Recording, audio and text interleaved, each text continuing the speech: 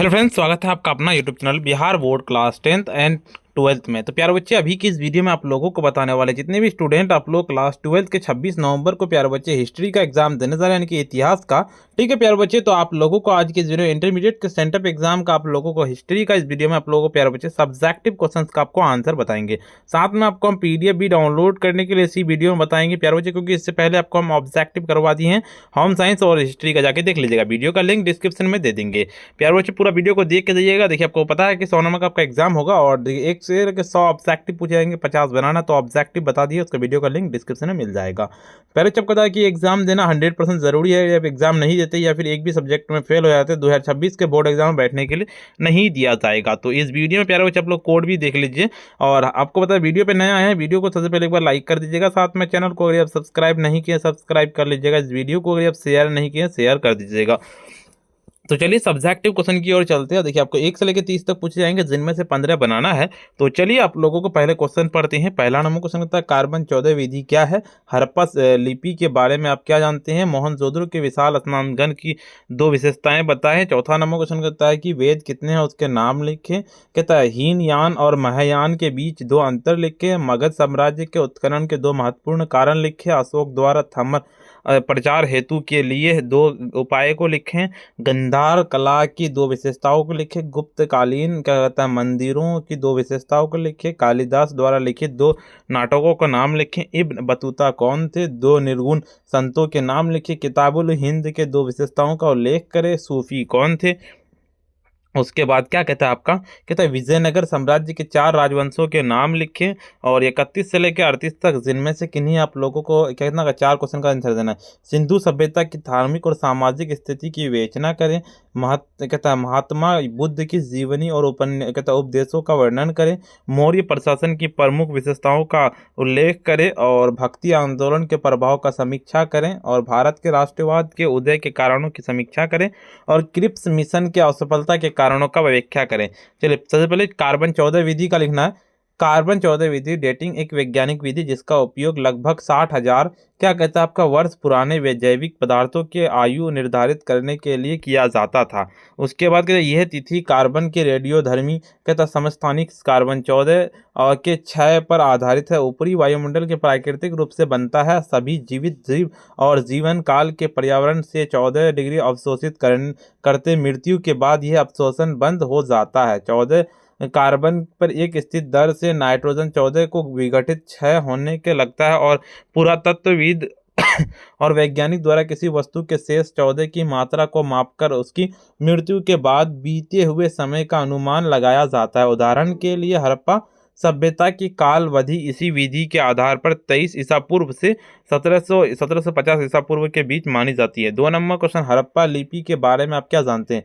हड़प्पा लिपि एक चित्रकार का प्रतीकात्मक लिपि है जिसकी अभी तक पढ़ा और समझा नहीं जा सकता है। इस लिपि के बारे में मुख्य बातें, यह मुख्य रूप से मुख्यतः मुहरों, मिट्टी बर्तनों, तांबे और पट्टिकाओं पर पाई जाती है। इसमें लगभग 400 से 600 विभिन्न संकेत हैं, प्रतीक, जो इसे वर्णमाला आधारित लिपि से अलग बनाते हैं। और लेखन शैली आमतौर पर दाईं ओर से बाईं ओर थी, हालांकि कुछ उदाहरणों के बाईं दाईं से लिखावट मिलती है।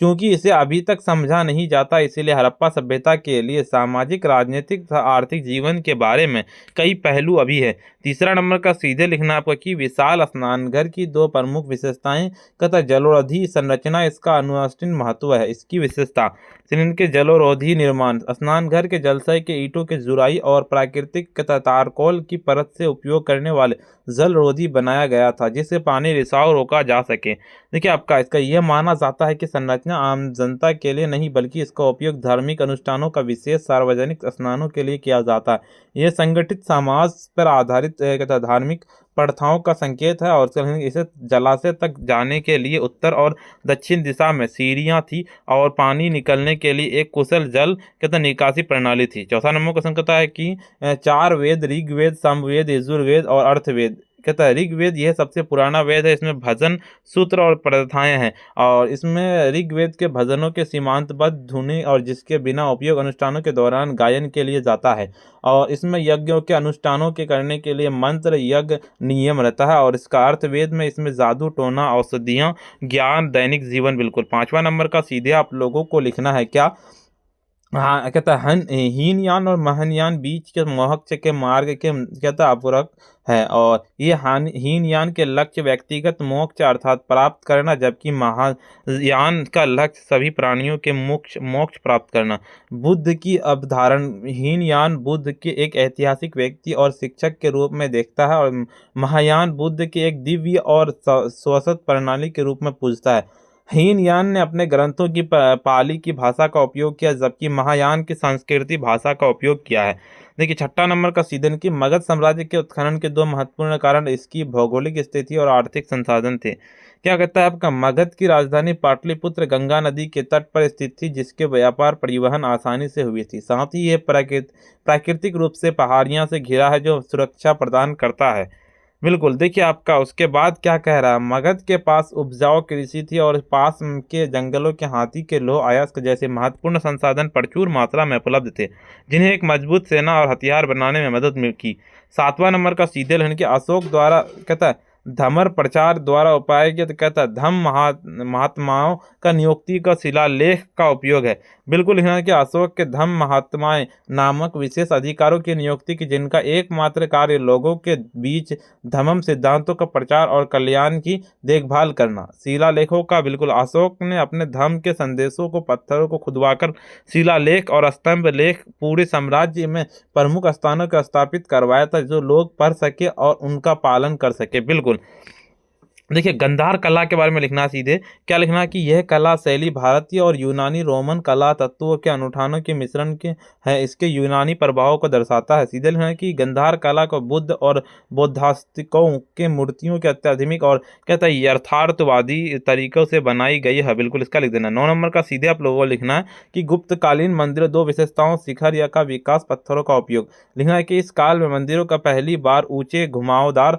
और शिखरों मनारों निर्माण करता है। बाद में भारतीय मंदिर वास्तुकला की एक प्रमुख विशेषता बन गई है। प्रारंभिक मंदिरों के विपरीत गुप्त काल के मंदिर में निर्माण के लिए कपी हुई ईंटी बजाय कहता है तरासे हुए पत्थरों का व्यापक और रूप से उपयोग किए जाने के लिए, और कहता है यह मंदिर के चौकार और कहता है गर्भगृह देवता का स्थान था। बिल्कुल 10 नंबर का सीधे आप लोगों को लिखना है क्या आपका कि यह नाटक राजा दस्युंत और शकुंतला के प्रेम कहानी पर आधारित है। इसके संस्कृत साहित्य की उत्कृष्ट कृति में यह माना जाता है कि यह शुंग वंश राजा अभिनेत्री उनकी सेविका मालविका प्रेम कहानी का वर्णन करता है। बिल्कुल इसका लिख देना। 11 नंबर क्वेश्चन इब्न बतूता वाला लिखना। इब्न बतूता प्रसिद्ध मोरक्को का यात्री खोजकर्ता और न्यायवादी, तो जो 14वीं शताब्दी का भारत आया था। उनके व्यापक यात्राएं लगभग 30 वर्ष से चली और उसने उत्तरी अफ्रीका, पश्चिमी अफ्रीका, दक्षिण अफ्रीका, एशिया के अधिकांश हिस्सों की यात्रा की।